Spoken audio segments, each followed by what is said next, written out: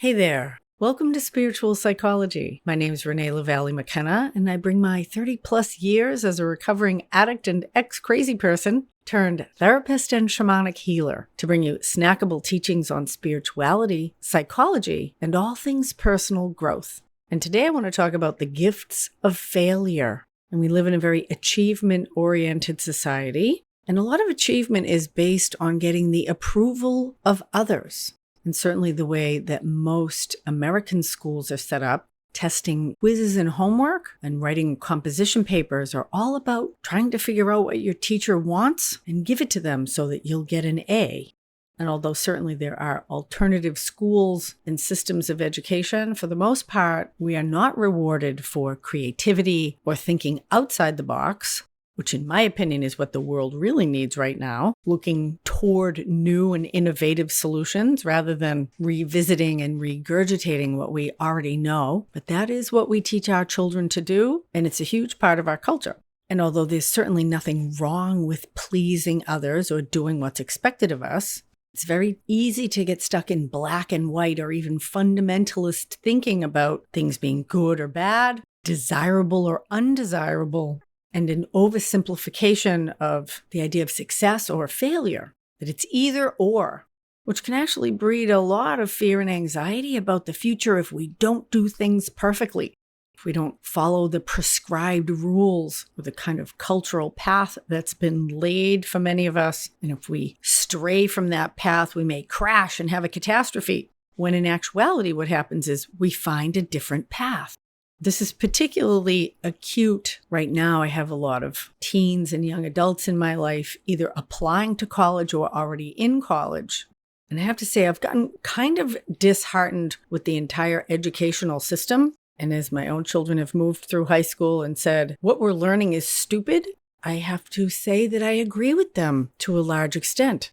And I also have a lot of grown-ups in my life who are really struggling with their own fears of success or failure for their children. And the main thing I want to say to almost all of them is chill the fuck out, that everyone has their own unique life path. And some of the really important inner work is to really assess our ideas of what success and failure means.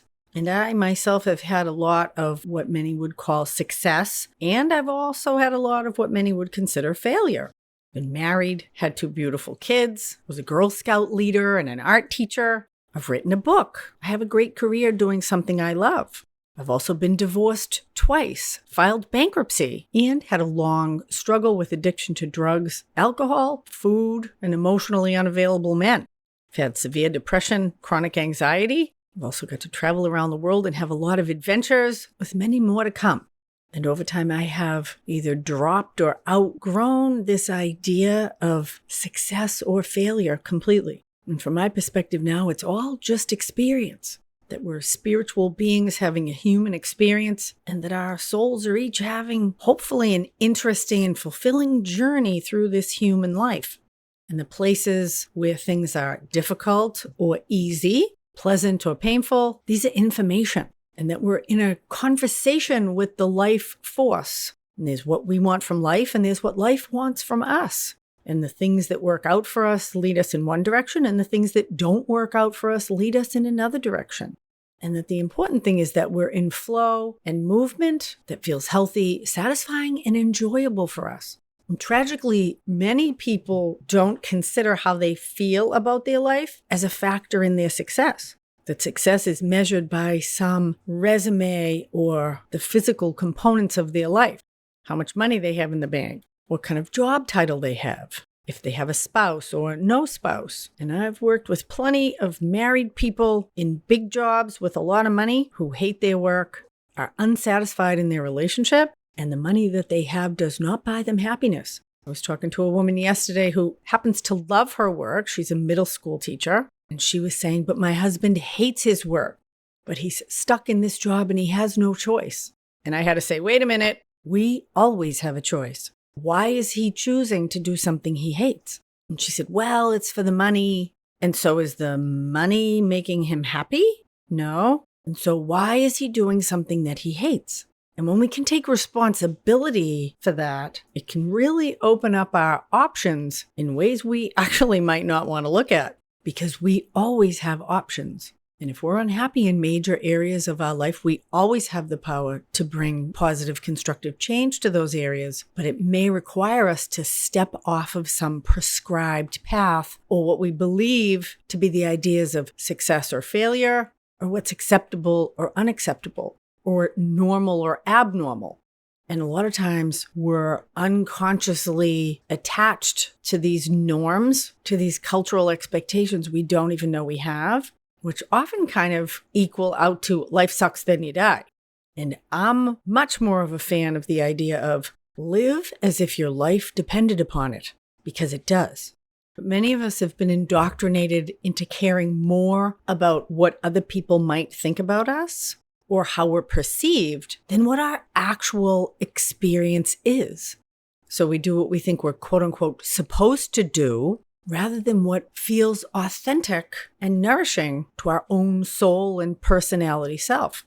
And for many, it is normal and certainly very common to hate what we do every day for 8 or 9 hours, or at least to find it unfulfilling and meaningless, and to be involved in dynamics with family or romance or friendships that are also draining or depleting. I have a client that has 2 sons. One's in college and one is applying right now. And the one that's already in college did fine in high school, did his required extracurriculars, and got into a perfectly fine school. Although he is going to carry a lot of college debt, which is also a norm in our culture. And the younger one, who's actually quite smart, has taken some not so great grade averages in some of his classes. And mother was really worried that he's going to set himself up for failure. And they've had some really powerful conversations because she's been struggling. He doesn't really want to listen to her and do what she wants. And he basically said, Mom, you've been working at a job that you don't like for the last 10 years. Why would I want to do what you're doing? I don't want your program. You might be set up for retirement, but you're not having a good time in adulthood. And he reminded her, look at Grandpa. He never even went to college. He started his own business, did something he loved, was perfectly fine. I was recently talking to one of the many 18-year-olds in my life, and his grandmother was really pressuring him to sign up for community college. And he just graduated high school. He's super bright, but the COVID Zoom high school experience was not the best for him. He didn't bring in the good grades that he might have. And by the time he was in senior year, he really didn't care. And Grandma's afraid if he doesn't go to college now, he never will, and that means some terrible thing will happen to him. And I said, what do you want to do? He said, I'm so sick of going to school. I really would rather just get a job. And I said, well, why don't you do that? Why don't you just get a job? And then over time, if you decide you want to go to college, you can do that later. And this is a kid who's always had pets, particularly loves reptiles. And he said, you know what I'd really love to do is get a job at the vivarium, which is a big local reptile pet store. And so he went online. They had a couple openings. He wrote a great cover letter. I helped him edit a little bit, and he got the job. And he absolutely loves it. He said, I would do this for free, and they're paying me. So fun. And I said, that's how I feel about my work. I love what I do. And I believe that potential is within all of us. And he may or may not go to college, become an official biologist, but who cares? That may not be his path. But he's on his path now, discovering, exploring, and pursuing things that he really likes. And when we're focused on these ideas of outward success or failure that are generally given to us by some external ideas of family or culture or school, they're often not connected at all with our own joy. And all of the great spiritual teachers that I listen to will tell you, follow your joy. That is God's will for you. That's the life force path that you can trust.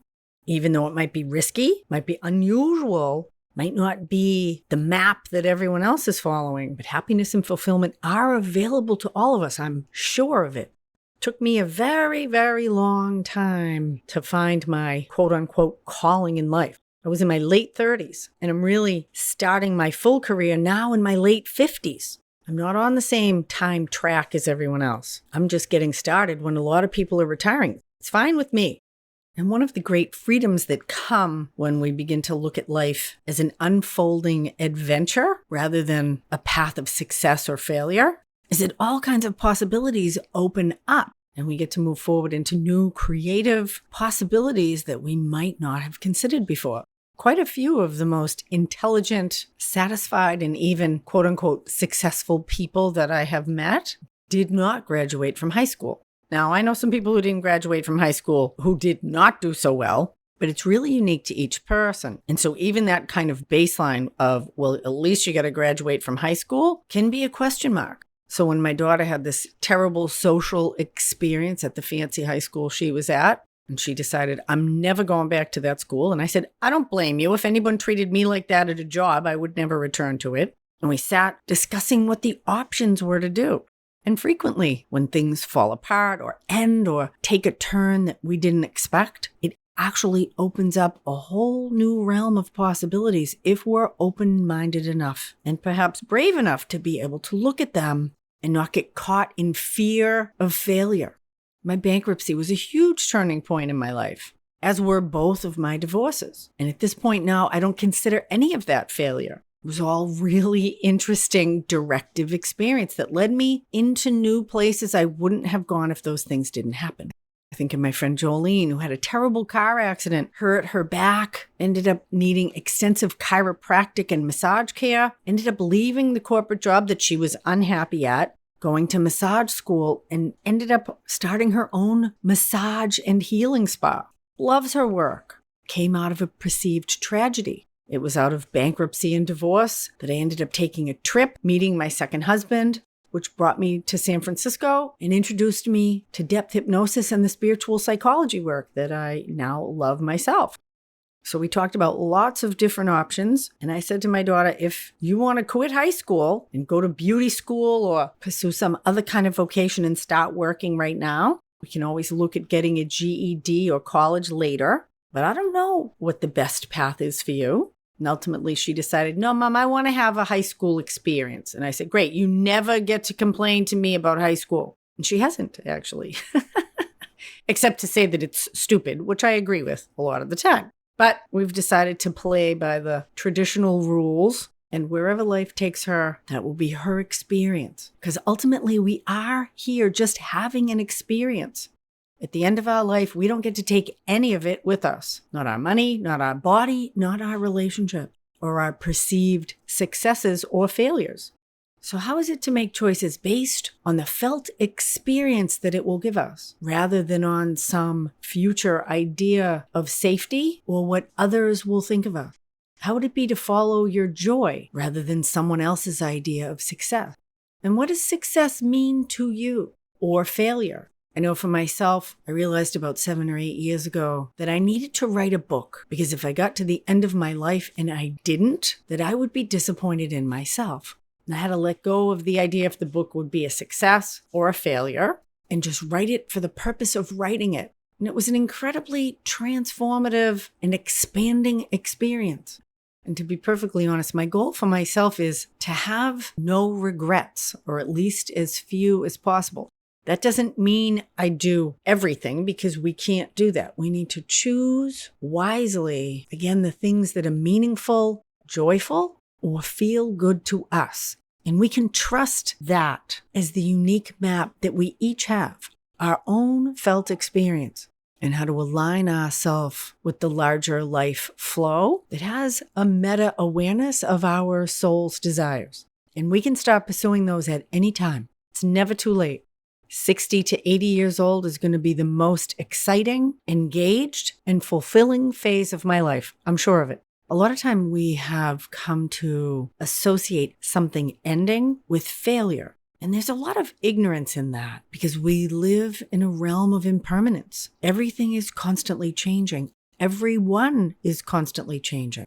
All relationships will end. Every job will end. Every house will fall down. Every person will die. And we can accept that as a fact and align ourselves to it, or we can consider it as a design flaw and that something's wrong. Our medical society often looks at death as failure. We look at the ending of relationships as failure. This is actually completely disrespectful to what has been created or experienced during that life or during that relationship.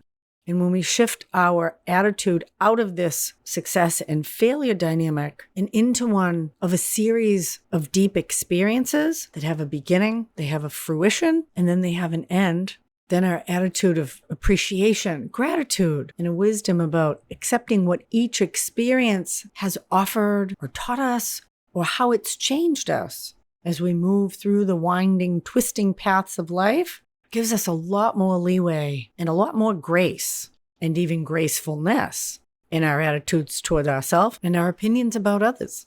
And so I encourage you to consider what you hold as the failures in your life.